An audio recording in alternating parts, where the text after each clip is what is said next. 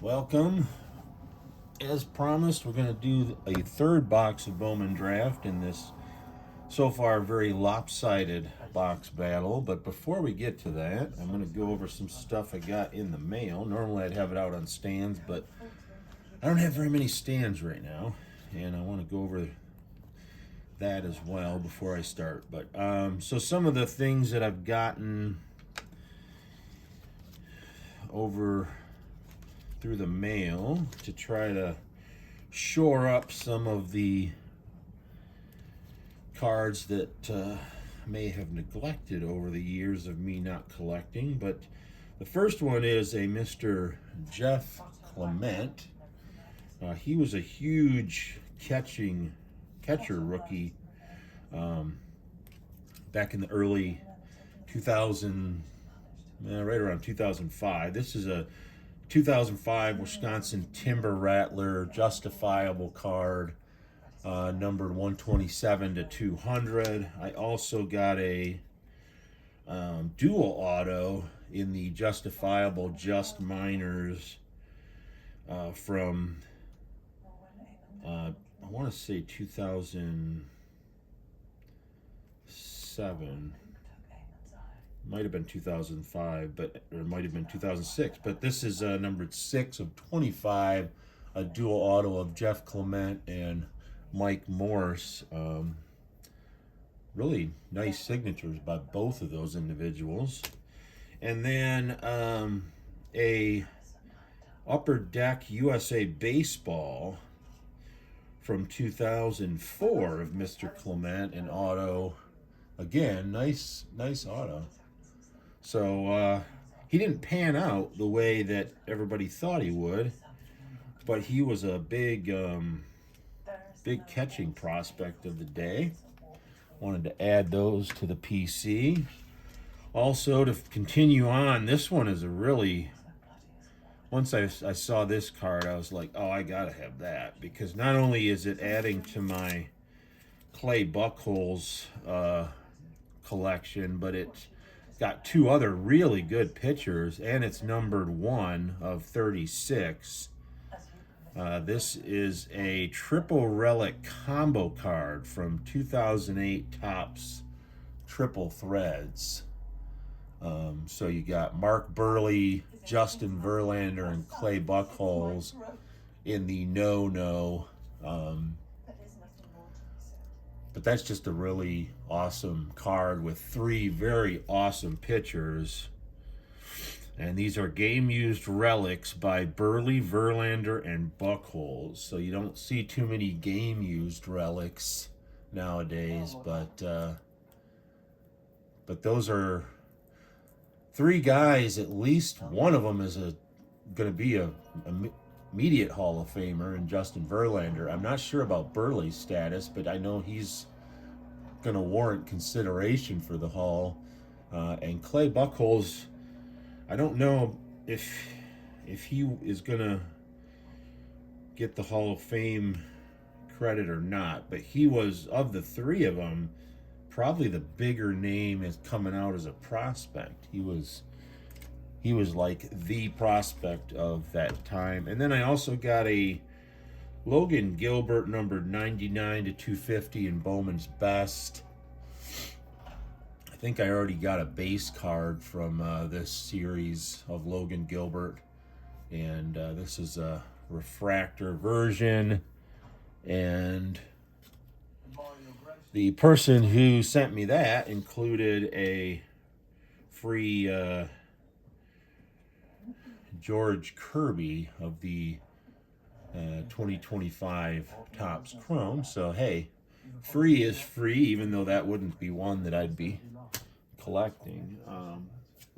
Now, before we get into the box number 3, I did add a few names to my chase list, and it really only helped box number 2 be that much better. But I added Alfredo Dano to the chase list, and these 2 over here, Mr. Esmerlin Valdez and Travis Bazana, both of whom had a pretty decent campaign. So I think they warranted being added to the chase list, but it really only helped box number 2 be that much better. So today, the expectation is that box number 3 is going to be somewhere between box number 1 that was a dud and box number 2 that was a stud. And just to go quickly over what we got in those first 2 boxes, if you don't remember, if you didn't watch the first 2 videos, really the only thing to come out of the box number 1 was an Eli Willits, who's on the chase list, and an Aiden Miller, who's on the chase list. And then we did get 1 numbered card to 50 in the Mojo variety of Tanner Franklin. He is not on the chase list. Box number 2, I got all kinds of people who are on the chase list, and I got, instead of the numbered to 50 card, I got a numbered to 150 auto of Dean Moss. Not on the chase list, but it's an auto. And as you can see, people off the chase list were just numerous. So I believe I gave a grade C to the box number 1 and a B plus to box number 2. My guess is that this box will be somewhere in between. I don't think it will match box number 2, but I don't think it's going to be as much of a dud as box number 1. This is also directly from Topps. All 3 boxes were ordered directly from Topps. There's been a lot of people opening Bowman 2025 Mega boxes, and even though a lot of the box breaking guys have more of a budget for this kind of stuff than I do, it did kind of come messed up though. Even though they do package it well from Topps, it just gets bounced around, I guess. But I will say that this has been a really popular release by Topps. I think a lot of people really like the Bowman Draft product. They see a lot of value in it, but the price point has been absurdly high, and most folks are not going to be able to spend that much money on a box of cards. I'm going to take a quick drink here.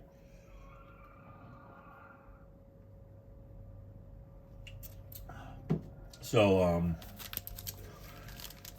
yeah, I think a lot of people are excited. Kind of like when Bowman released their draft product in a Hobby Light box not too long ago.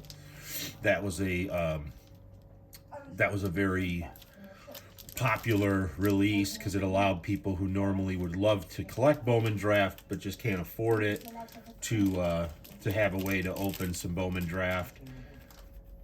The Bowman Mega is even cheaper on the price point than the Bowman Draft Light boxes, and they're all chrome cards versus the hobby it's not a hobby, it's a jumbo and a super jumbo release of Bowman Draft, which are primarily paper with some chrome. So this was really a solid hit for Bowman this year. I think they're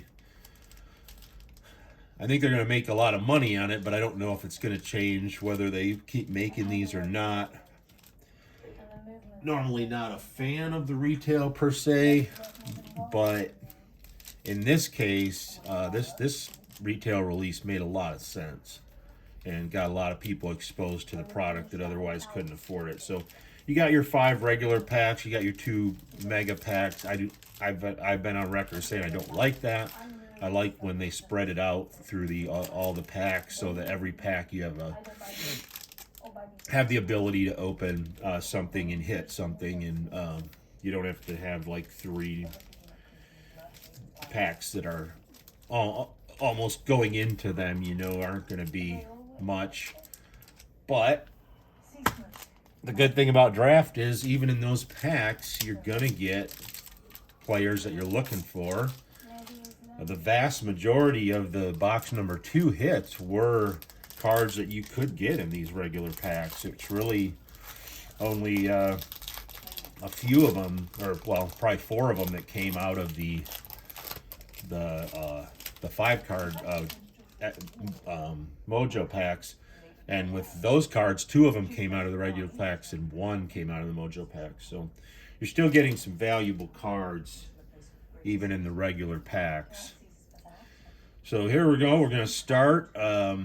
We have a Raniel Rodriguez, a first Bowman of Joshua Flores, a prospect of Andrew Salas, and a first Bowman of Anthony Evanson. And that's how fast you go through a pack when they only have 5 cards.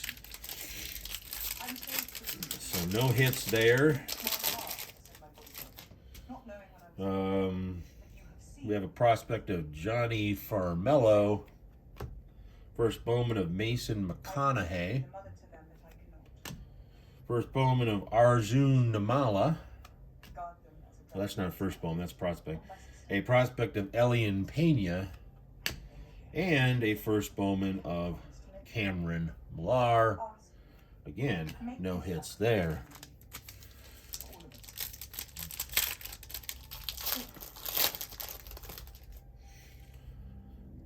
First Bowman of Quentin Young, prospect of Jackson Wiggins. Oh, we do have 1 hit here, Mr. Connor Griffin. So we got 1 hit so far in box number 2. We did get a Connor Griffin Mojo in box number 1, box number 2. So we have a regular card of Connor Griffin here in box number 3.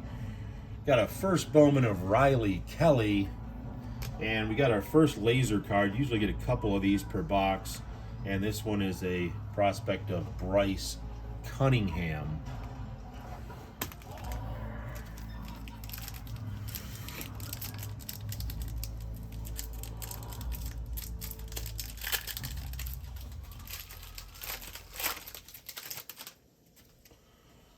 Got a first Bowman of Chase Shores, a prospect of Cam Caminetti, and that does hit the chase list.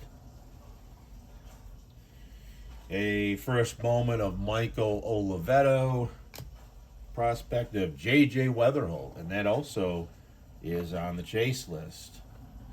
And a first Bowman of Cade Crossland. In our last of the regular packs,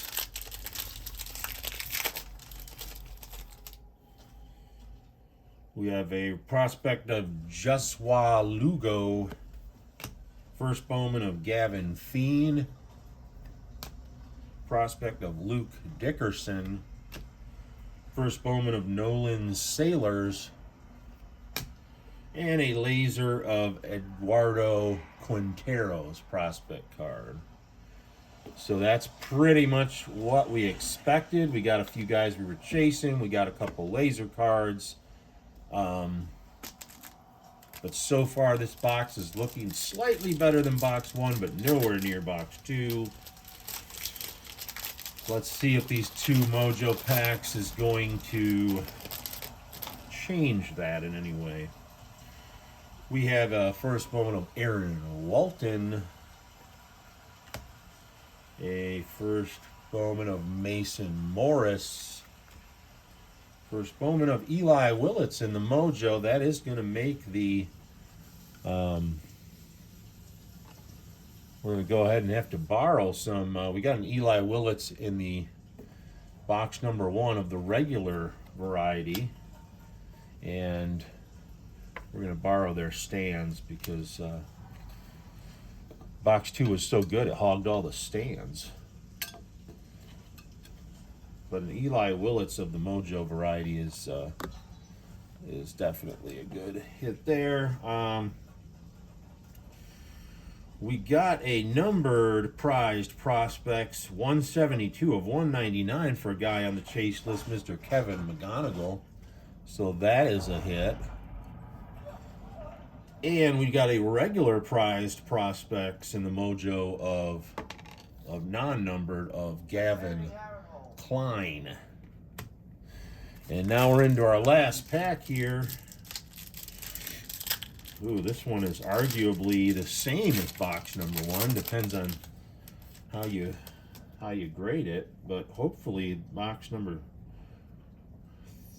Oh man, doesn't look like we're going to get much in there either. The insert is a in action Jesus Made mojo. And we have a first Bowman mojo of Gage Wood, a first Bowman mojo of Charles DeVallen, first Bowman mojo of Nick Becker, and a first Bowman mojo of Tanner Franklin. So no hits in the second pack. So like I said, this one is going to be somewhere between box number 1 and box number 2, and it is far closer to a box number 1.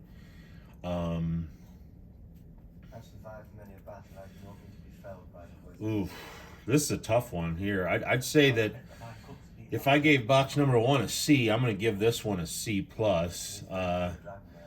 Even though box number 1, arguably, you could say was slightly better because it got a numbered of 50 card, but this one got a numbered of 199, and it just happens to be someone on the chase list, so I'm going to give it a little more credit.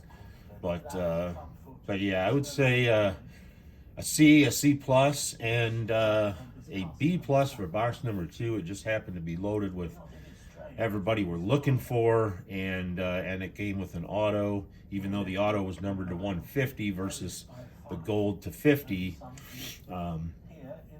Probably carries a bit more value being that it's an auto. So each of the boxes has been pretty consistent in terms of what you get.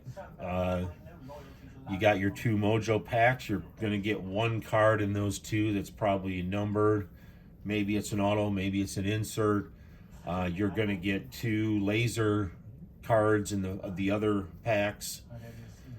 And other than that, you're just going to get chrome prospects and first Bowmans in those packs, and you're going to get first Bowman mojos in your 5-card packs. It's just a matter of, are you going to hit somebody you're looking for or not? And we hit a couple people we were looking for in box number 2. We hit one that we were looking for in box number 1, which kind of also adds to the extra half a grade for box number 2, is that we got an Eli Willett's first Bowman in the mojo pack. So that's pretty much Bowman 2025 draft. I don't plan on getting any more at this point. I think I got a pretty good idea of what that release looks like with these 3 boxes. I would still like to get a super box or a jumbo box, but right now I think with the price what it is, I'm not going to bother with it too much. I do have a vintage box coming to me, and I still have the 2026 Topps release, which I think is going to be 1 to 2 weeks away. So I probably will open that vintage box first when I get it. Oh, excuse me. But I'm going to go ahead and sort these, put these in their proper place in the PC collection, and